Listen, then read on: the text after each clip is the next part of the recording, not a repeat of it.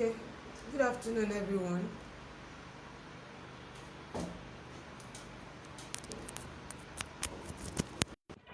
Wow, thank you for joining.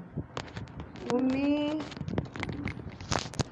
good to see you again. How are you? Okay, thank you for joining. Sharon Babatumi. Okay. Ah, okay. I'm about to start talking. All right. Good afternoon, everyone. Good afternoon, everyone. I'm expecting more people online.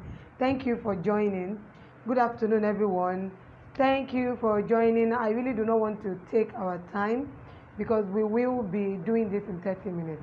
Okay, straight to the point.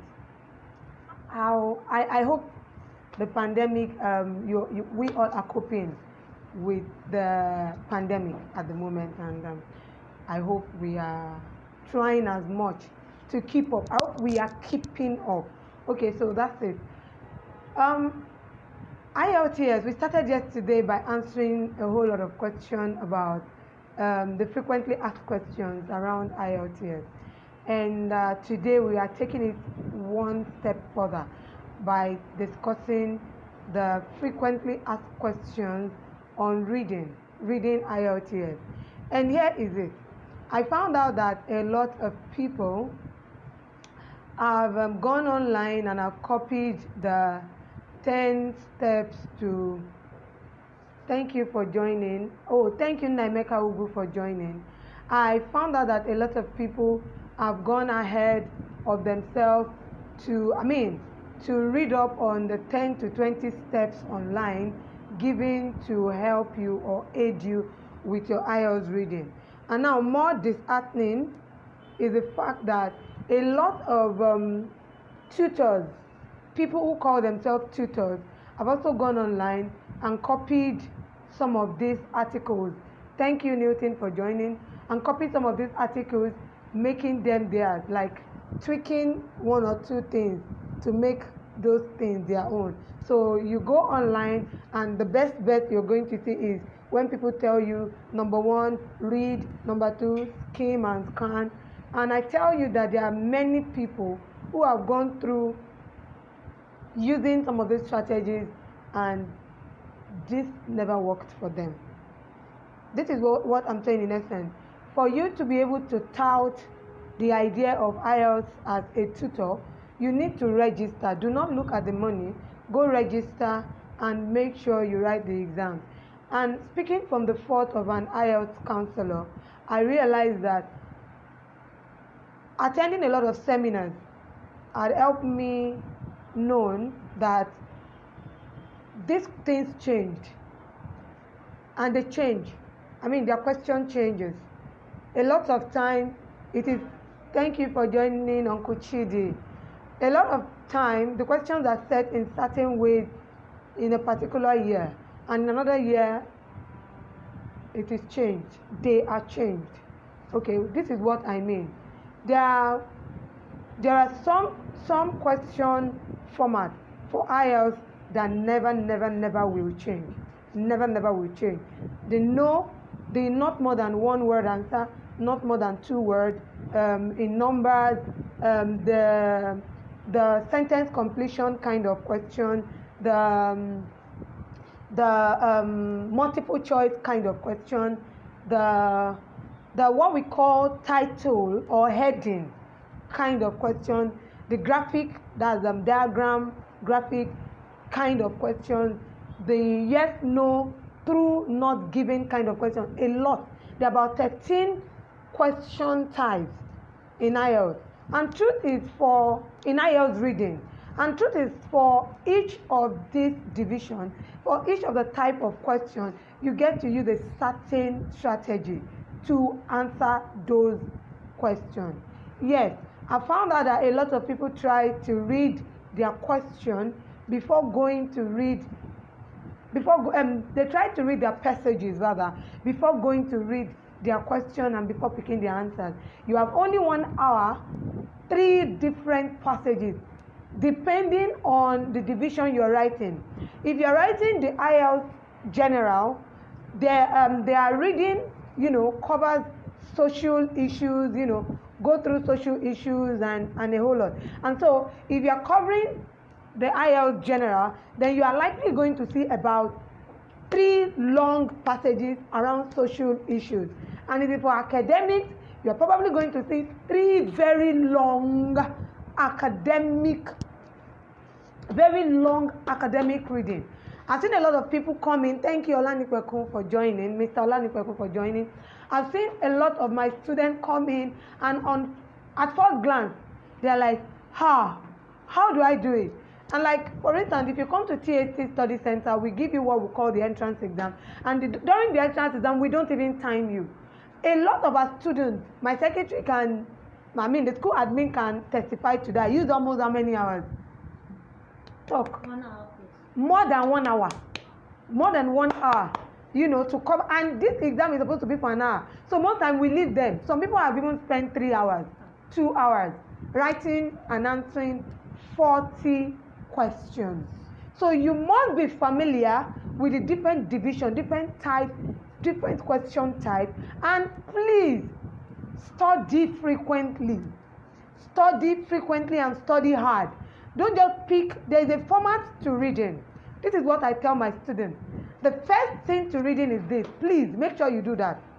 When you pick a question, make sure that you, after answering the question for the first time, and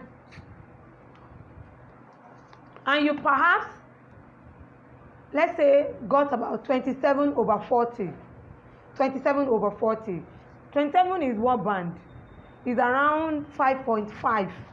5.5. Remember, I told us yesterday that the general banding, the total banding is on 9. And for IELTS, individual banding is on 9 too.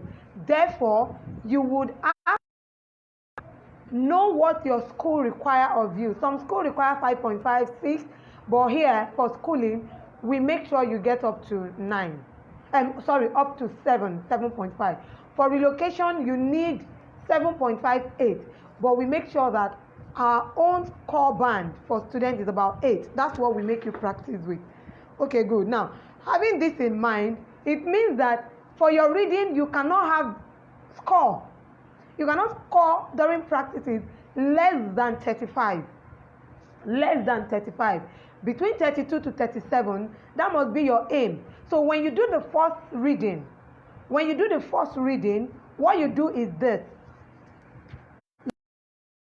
I pick up my journal and I do my first reading. After doing my first reading, let's say I have about 27 over 40. It is not about how many readings you are, passages you are able to cover. It is not about how many exercises you are able to cover. No. So, 7 over 40, you put that there, 5.5. Go through your question again. Go to the question and seek the reason you have a low score. Seek the reason you have missed a particular question. Seek it out, check out in the passage, know your reason, put those reasons down, and you know what? Go back to that reading again. Making sure that you do your reading at least 3 times per exercise, in order to be able to know what you missed out, what you did not do right. Compulsory. What did I miss out? What did I not do right? You have to note that, so that it will help you when you're picking up another exercise to do better. Don't just go through a lot of 10 ways to do your IELTS reading, and then you just go through it. 7 ways to go through your IELTS reading, and no. Make sure that you practice a systematic practice where you are practicing an exercise the first time, checking out your score, checking out the reason you are having a low score, then doing it again to check out your first score and the last score. What changed? I don't know if I'm making sense to any one of us. I don't know if you're getting what I am trying to say in essence. Therefore, because I read, my passage before going to my question does not mean that's the same way it would work for you. Therefore, do find out how it works for you. However, because you do not have enough time, it is important that you, my friend, do not read your passage. It is not a Nigerian English passage where you are made to, in Nigeria, we are most concerned about preoccupation. Okay, so what did you learn from the passage? So in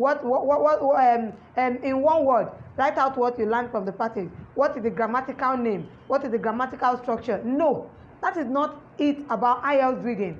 So you don't need to read. What you need to read are your questions. So first thing first, if I'm going to advise, please go to your question. Understand your question. Take down key notes on your questions. Take down key notes on your question and do what? And use those key notes to search your answers on your passages. I repeat, do not read your passage. You don't need it to. You are not about telling us a story. Do we get? I hope I'm making sense to us. Okay, very quickly, I'm going to start. Before I come back to this, there are questions that we had prepared so I can follow through and help. Bennett, thank you for joining. Okay. All right. What if I don't know about the topic in the reading passages? What's your business with knowing the topic in your reading passage? You don't need to know the topic in the reading passage. Let me give you an example. While I did my first IELTS, my reading, they gave us a topic about, I do say that in class, fossil. I'm an art student. I don't know anything about fossil. I mean, FOSSIL. They gave us this thing about fossil, and I didn't know it. I couldn't even understand what fossil meant, for instance. Do we get? And then we were told about dolphins. I don't know. Here is it. You don't need to know anything about the passage. An academic or a non-academic passage is given to you. Go to your question, underline the key word. What is your question about? Use that keyword, go into your passage, and use the passage to do what? And use the keyword. And use the keyword. Thank you, for joining. And use the keyword to search your answers in your passages. I can't see responses, so please, am I making sense to us? Yeah, okay. All right. Should I start by skimming through the passages? Yes, here is it. Two skills are important while reading: skimming and scanning. Skimming and scanning. Now, the first thing you do is to do what? Is to skim. How do you skim? If this is, please, can I get an IELTS textbook in the administrator's office? Thank you. Thank you. Okay, let's say this is your IELTS textbook. And here, you want to skim. How do you skim? This is it. You pick your textbook and then you go through, you glance through to get a basic idea about your reading.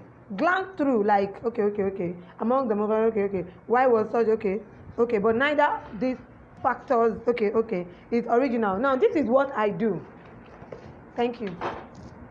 Thank you, sir. Now, this is what I do. I'm trying to get a reading passage so that we can, this is an IELTS textbook, Baron.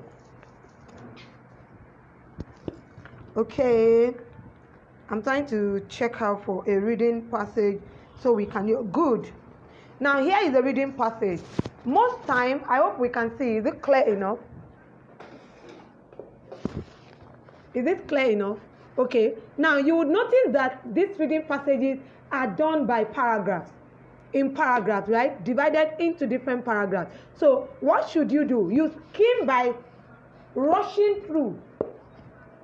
You rush through each paragraph. You don't need to read all the paragraphs together. You know one shocking truth? Some paragraphs in IELTS exam actually different. Paragraph 1 has nothing to do with paragraph 2. Paragraph 2 has nothing to do with paragraph 3. So it will be irrelevant for you to say you want to read your IELTS passages first. So here is what I do as a teacher, as a student. When I study, both as a teacher and a student, this is what I do. When I skim through this, I skim through by going through the first two sentences. The first two sentences, let's say, fuel-efficient cars and cars that run on alternative sources of energy are receiving increasing interest as people become more concerned about the cost of using gasoline. I come to the last paragraph quickly, and then I go for examples. Studies have linked childhood asthma, blah, blah, blah. Immediately, I know already that this passage is discussing what? Gasoline. So what do? I label my reading as I skim gasoline. Now, why do I label? So that when I go back to my question, I see gasoline. I don't go looking for gasoline again. I come back to where I have labeled gasoline. That is skimming. Remember, reading is divided into 3 parts, and you have 3 divisions of reading with about 13 question types, and you have just 1 hour to answer. Do we get? Now, what is scanning? Scanning is that process where you go through your question first. So you pick gasoline. And having picked gasoline, you now go to the passage. You quickly scan for where gasoline is. And then you read around it. I repeat, do not, for any reason, read your passage. It will take your time. Let me sound this warning too. Please don't try to understand your passages too, because they will make no sense. Do you understand? Don't try to at all. Okay? Next question. Do I have an extra time at the end to transfer my answers to the answer paper? You don't have an extra time. You only have 1 hour. You know, and in that 1 hour, if your examiners are like Ibadan examiners, when it is 20 minutes to your time, they'll say 20 minutes remaining, 10 minutes remaining. Then they say 5 minutes remaining. Nobody is going to give you time. So here is what I advise. Kindly, you are using a pencil. So use your pencil to do what? To start writing your answers. Thank you for joining. Quickly start putting down your answers. Start putting down your answers. Start putting down your answers. And try to finish. The first exam I wrote, I think I finished my reading in about 40 minutes. The second, in fact, the last one I wrote, I finished in about 30 minutes. And my examiner were like, are you a machinery? I'm like, machinery, bawo. I came here to write my own exam. Please, let no one implicate me. Therefore, write down your answers immediately into your answer sheet. Don't put it somewhere before transfer. You are using the pencil. So should you need to correct anything, it will be easy for you to correct. I hope I am communicating. Okay. Should I spend the same amount of time on each question? Please, you can't spend the same amount of time on each question. Some questions are more difficult on each section. Okay, on each section. Section rather. For each section, you can't spend the same amount of time. You know why? The reason being that some sections are more difficult than the other. So you don't want to waste your time on a particular session, spending all your due time on them. There are 3 sessions. You know what? Session 3 is always the most difficult. Session 1 is a little less difficult. Session 2, next. And then section 3 is the most difficult.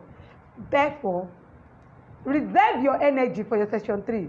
So take your time and read up in good time and answer your question. Don't spend, and should you find any question difficult, don't spend extra time on it. Move so that you can have the time to always come back. If you finish in good time, if you finish in 40 minutes, you have 20 minutes to come back to other questions and answer them. Okay? Do I get more marks for correct answers in section 3? You don't have any more. They are marked the same way. No more, no less. 1 mark per question. 1 per question. Okay. If I get an answer wrong, do I lose a mark? No, you don't. You don't lose a mark. So don't become. That's why I found out that a lot of people, please, that's why I say this. Do not go to agencies that tout. Sometimes ask them, have you written this exam? Do you have a result to show for it? You know, the reason I'm saying is that a lot of people just go online, they scout, bring out some things, and then they begin to sell. And then it looks so truthful to you. Let me tell you one thing. A student walked in here. Thank you, Julius, for joining. A student walked in here, and then the student told us that there are only 2 agencies in Nigeria, and that she knows the 2 of them. Hey, there are more than 1 million agencies related to IELTS, and all of those things. So don't go and allow an agent, what do they call that? What's the English for that thing? Brainwash you and make you feel as if they are. No, please do make sure you have good information and the right information. Okay. Does everyone take the same reading test? Everybody takes the same reading test, except everybody under general division take the same reading test. Everyone under the academic take the same academic on the same day. However, exam changes. So if there are 2 exams in a month, 3 exams, IELTS changes. You are not going to find the same question. You're not going to find the same question for the same set of people within a month. Yeah. Okay. What is the difference between the academic and the general training reading passages? The difference is just in the name. I had mentioned before that academics deal in academic reading, while general deal in social. The readings are actually around social discourses. For instance, under general, you might find travel, readings around travel, around hoteling, hoteliers, around people who wrote a particular book about literature, a funny book, something to teach you about our society generally. While academic, you're going to find questions around science. There was even one that was set, I think, in my second exam under academic, and then it was about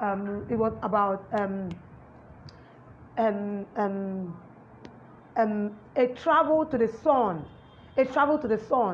and they were talking about meteors, radios, and it didn't make sense. So whatever you're writing for, just as the name implies, yes. Okay. What type of questions will I get in IELTS reading? We've already mentioned that. Can I write all my answers in capital letters? Yes, you can write your answers in capital letters. I said yesterday that should it be that you have a wonderful, fantastic handwriting, please write your answers out in capital letters. It will help us a whole lot. Is spelling important?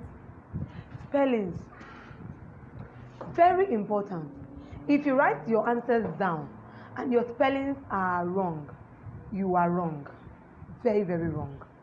At the end of the day, this is the reason thank you, Busui, for joining.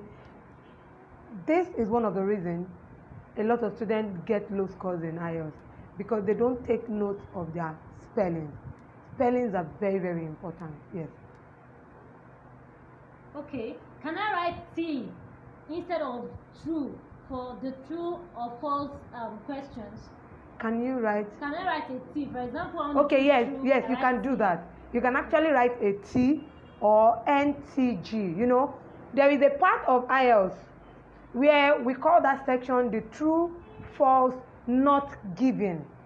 So when you are asked a question, you are being told, let me take for instance, I remember a question that was set when I wrote my IELTS exam. The question borders on computer usages, library, the use of library.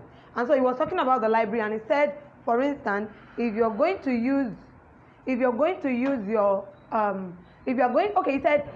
going to use our library, you are going to register with a librarian.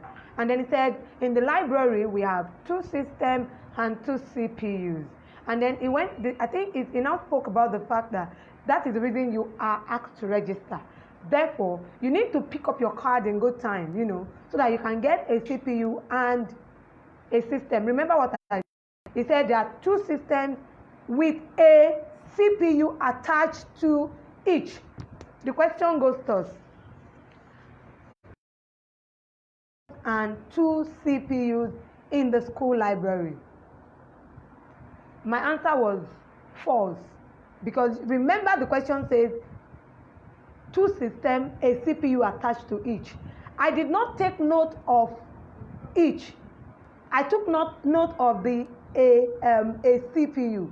You see, underlined each. It means 2. Therefore, it is false. So in such situation, if you want to pick through and you put T, it is allowed. But we ask our students to write out in full. Don't just write T, N, T, N. No, please write out in full. True, not given, or false. It is very important. Okay. How can I improve my score for matching headings? Now, for matching headings, we are going to have to dedicate a class to that. I'll try as much as possible to pick a date, and then I can, because a lot of people have been complaining about this matching heading. Matching heading happens to be one of the simplest question type under IELTS. And this is because all you need to do is to read a particular passage, and then you pick a matching topic from from the options given to fit. So how do you do that? How do we do that? What we do is this: we make sure that you read the first sentence, the first 2 sentences, or one of the sentences, and then the last 2 sentences of that paragraph, and then use that to check out how it matches the most appropriate of the options given to you.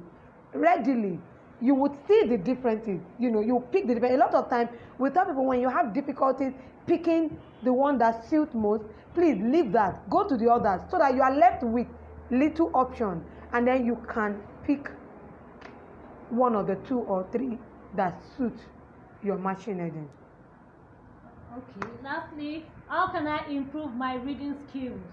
How can you improve your reading skill? Number 1, practice. Do a lot of practices. A lot of practices. 2, don't just do practices. Do make sure you go back to each of your exercises, check through, check again, and then do again. 3, read instructions. Instructions are very important under IELTS reading. If you don't read your instructions, you are likely going to think you are still on not more than 1 word when they've already moved to not more than 2 words. Instructions are a very important part of IELTS. So please, do make sure you read. 3, skim, scan, check out how best it works for you, and then do that. 4, make sure you get a tutor. 5, get a tutor that would help you. You can as well register with us at THT Study Center, join our online platform, join us in school, and do a lot of, all we do is to make sure we help you improve over and over. I cannot go in depth about reading in this 30 minutes, because this time is just to answer frequently asked questions. So I'm going to try as much as possible to dedicate another time to going into reading in depth, such that we both are willing and ready. Maybe we are going to make sure it is a class where people who are ready for it will do it, and then we can help you do better. I saw a funny question. Okay. Okay. It says, can I use a dictionary in IELTS reading test on my phone? You are not even allowed to take your phone in. So there is no how you are going to use a dictionary. You are not allowed to take your phone in. So all you need to do is during your learn, prepare for, will be during your practices. So make use of those times. Don't be in a hurry. Don't just say, they asked me to go and do IELTS. They asked me to go and sit IELTS. Then quickly you just go and register. No. Take out time. You don't want to pay for IELTS exam over and over again. So take out time to do the right thing. Okay. We are going to be 2 years in June, and we are planning a mega conference. Thank you for joining, Debbie. And we're planning a mega conference for Canada, for prospective students to Canada, prospective students